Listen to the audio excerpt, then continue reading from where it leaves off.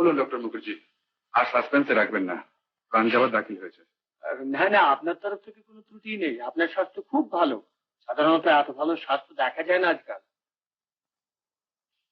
তাহলে কি?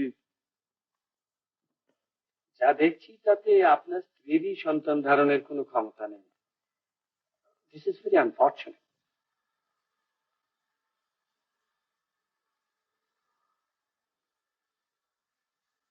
ডক্টর মুখার্জি, সন্তান যেখানে হবার নয় সেখানে মাথা খুঁড়ে মূল্যও কিছু হবে না, আমি জানি। কিন্তু মুশকিল হচ্ছে কি জানেন, মাধুরের মনের মধ্যে কোথাও একটা গিল্ট কমপ্লেক্স গ্রো করছে।